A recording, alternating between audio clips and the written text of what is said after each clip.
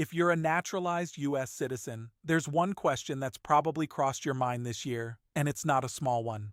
Can your citizenship actually be taken away? In 2026, immigration enforcement has intensified in ways that feel louder, faster, and more aggressive than anything we've seen in years.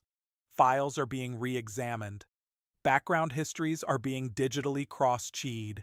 Old applications that once sat untouched in archives are now searchable in seconds. Social media is flooded with warnings. Group chats are circulating rumors about mass citizenship cancellations. Headlines are dramatic. The anxiety is real. But here's the problem. Fear spreads faster than facts. So before panic fills in the blanks, we need to slow this down and answer the question the right way. What has actually changed? What is legally possible? And who, if anyone, is truly at risk? Because there's a massive difference between political messaging and constitutional reality. And understanding that difference could mean the difference between unnecessary fear and informed confidence.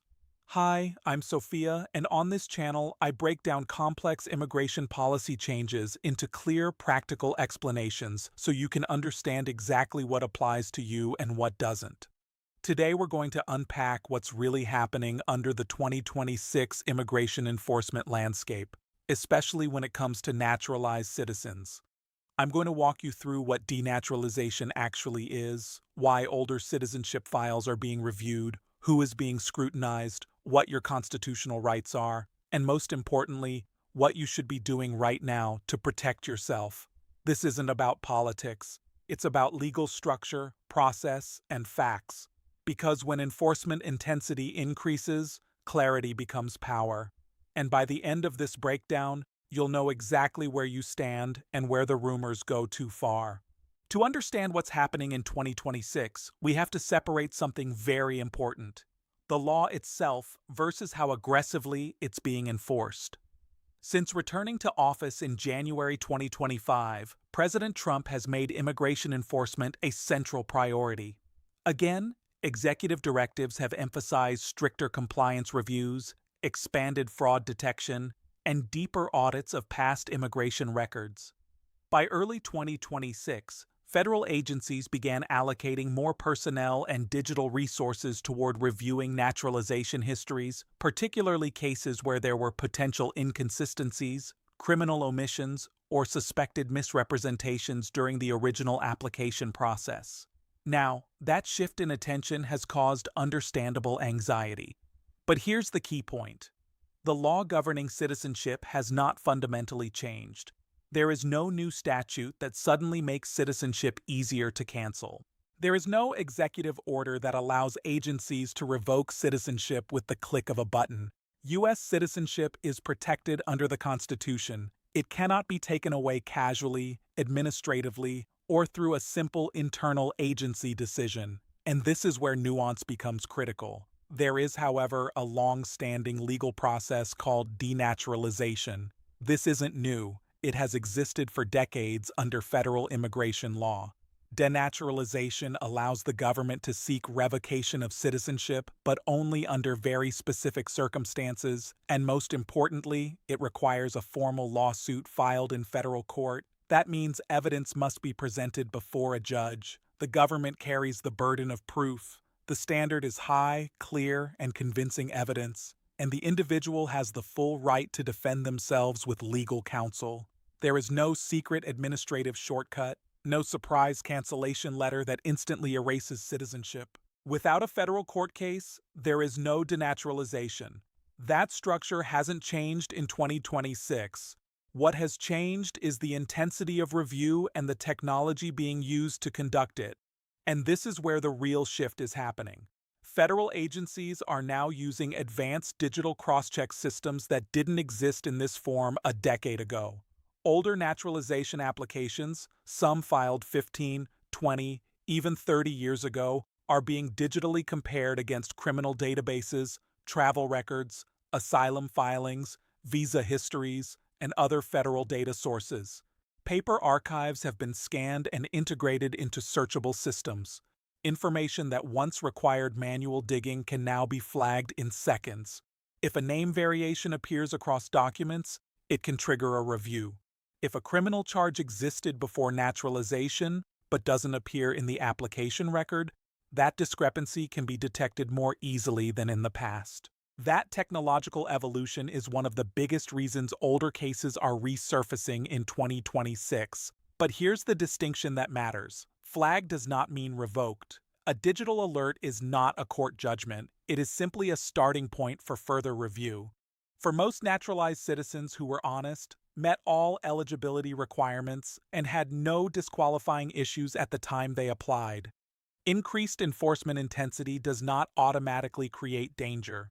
Technology may be stronger, reviews may be more thorough, but constitutional protections remain intact. If this clarification alone already makes things feel more grounded, take a second to stay connected here because the goal of this channel is simple: facts over fear, structure over speculation. And now that we've clarified what has actually changed, the next question becomes even more important. Who is truly being scrutinized right now? Because the answer is far more specific and far less dramatic than many online rumors suggest. So, who is actually at risk of denaturalization review in 2026? Not all naturalized citizens, not entire nationalities, not people who simply immigrated during a certain decade. What federal enforcement is concentrating on right now is far more technical and far more specific. The focus is on whether citizenship was lawfully obtained at the time it was granted. That distinction changes everything. Denaturalization does not center on what you did after becoming a citizen. It centers on whether there was fraud, concealment, or material misrepresentation during the immigration or naturalization process itself. One major category receiving renewed scrutiny involves individuals who allegedly failed to disclose serious criminal history that existed before they naturalized, especially offenses that would have affected eligibility. The keyword here is serious and pre-naturalization. Minor traffic citations are not the target. Forgotten parking tickets are not the issue. What investigators look for are undisclosed arrests, convictions, or criminal conduct that legally would have blocked approval if disclosed. Another category involves identity inconsistencies, situations where different names, dates of birth, or biographical details appear across visa filings, asylum applications, green card petitions, or foreign records. In some cases, these inconsistencies are innocent errors. In others, they raise questions about intentional concealment. The difference matters and intent becomes central in court. Marriage-based green card cases are also under review in certain instances. If permanent residency was originally obtained through a fraudulent marriage and that residency later led to citizenship, the entire chain can be examined. Again, the question isn't whether someone later became a productive citizen. The legal question is whether the foundation was lawful at the time it was built. There is also examination of cases involving undisclosed affiliations with organizations that could have made someone inadmissible during the original process. These are not new categories created in 2026. They have always existed in immigration law. What's new is the level of digital cross-checking making discrepancies easier to detect. Now here's where fear often replaces facts. Not every mistake qualifies as fraud. The law requires that any misrepresentation be material. That word carries enormous weight. Material means significant enough that if the truth had been known, citizenship would not have been granted. A typo on a form is not material. A short forgotten trip abroad is not material. A minor offense that did not affect eligibility is not material. The government must show that the alleged concealment actually mattered to the outcome, and that is a high bar.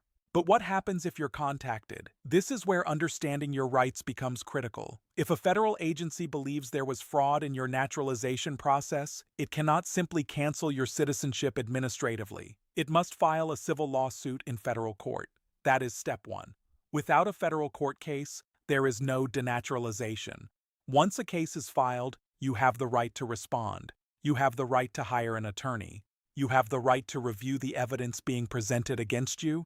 You have the right to challenge that evidence and present your own defense, and the burden is entirely on the government. You do not have to prove you deserve citizenship. The government must prove you were never legally entitled to it in the first place. Denaturalization proceedings are civil, not criminal. That means the standard is clear and convincing evidence, lower than beyond a reasonable doubt, but still demanding. However, if fraud is alleged, separate criminal charges could potentially arise in parallel proceedings. That's why early legal representation is not optional, it's strategic. If you are contacted informally, whether through a letter requesting additional information or even an unexpected visit, you are not required to answer detailed questions without legal counsel present. You can calmly state that you wish to consult an attorney before responding. That is not an admission of guilt, it is exercising your constitutional protection. You also have the right to appeal. If a federal court were to rule against you, the process does not automatically end there. Higher courts exist to review whether the law was properly applied and whether constitutional safeguards were respected. And importantly, if the government fails to meet its burden of proof on a specific allegation, it cannot endlessly retry the same claim without new evidence. The judicial system includes protections against abuse of process. If this explanation is helping you feel more grounded in the legal structure instead of the online panic, stay with me because next, we need to confront the biggest myths circulating right now: claims about mass deportations, dual citizenship bans, and certain countries being targeted. And once we separate those rumors from reality, the full picture of 2026 becomes much clearer. Let's address the rumors directly because misinformation spreads fastest when emotions are high. One of the biggest claims circulating in 2026 is that naturalized citizens are being mass deported. That is not accurate.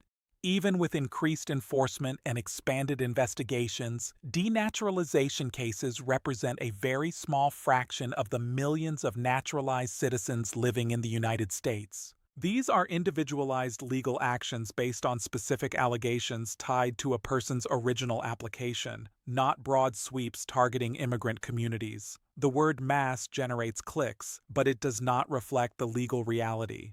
Another rumor suggests that speaking your native language, traveling back to your country of origin, or maintaining dual citizenship somehow puts you at risk. That is false. The United States does not require cultural abandonment as a condition of citizenship. You can speak your language at home. You can visit family abroad. You can maintain ties to your heritage. In most cases, dual citizenship is permitted if your country of origin allows it. None of those factors automatically trigger denaturalization. Citizenship is a legal status, not a cultural loyalty test. There's also confusion around criminal conduct.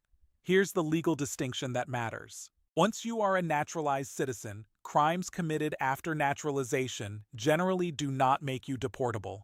Deportation is a consequence applied to non-citizens.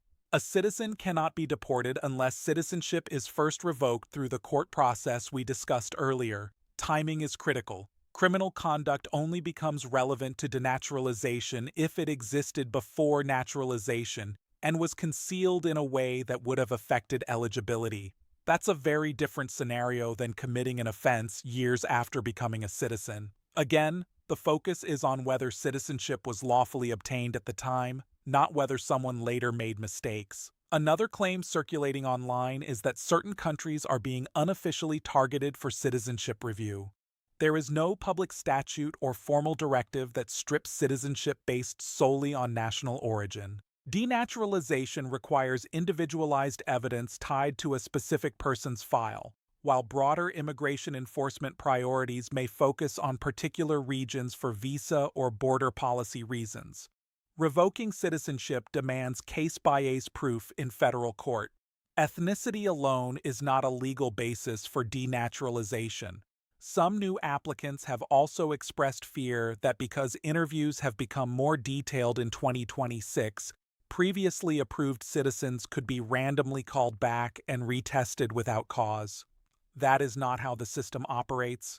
Naturalized citizens are not routinely re-interviewed simply because standards evolve.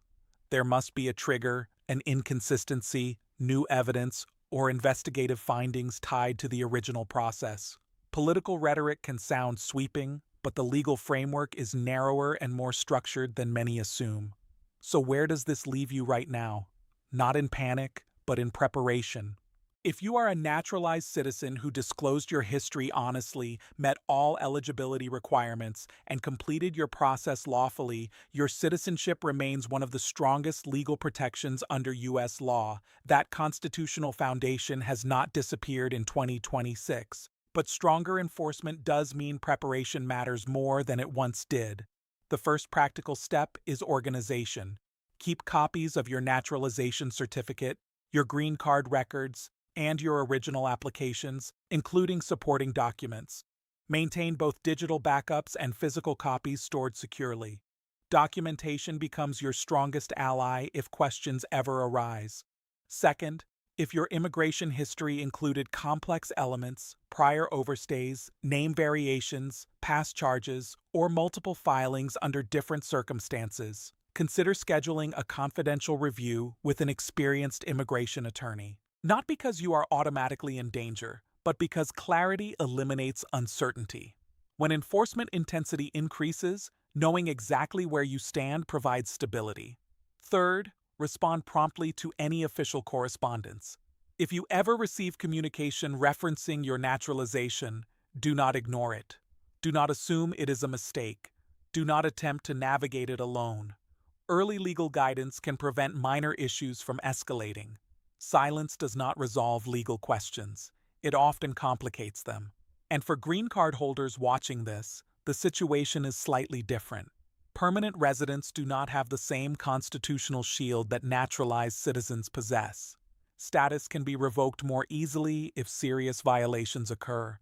That makes compliance essential. File taxes consistently.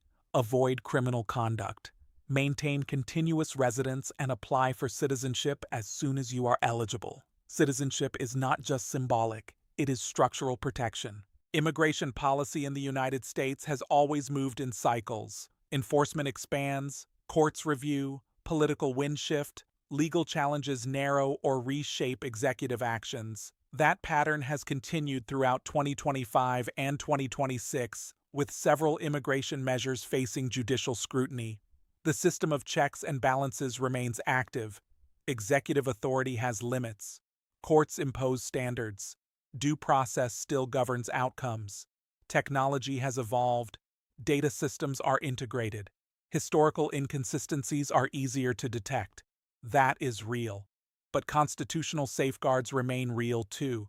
Preparation is power. Knowledge creates stability in environments that feel uncertain.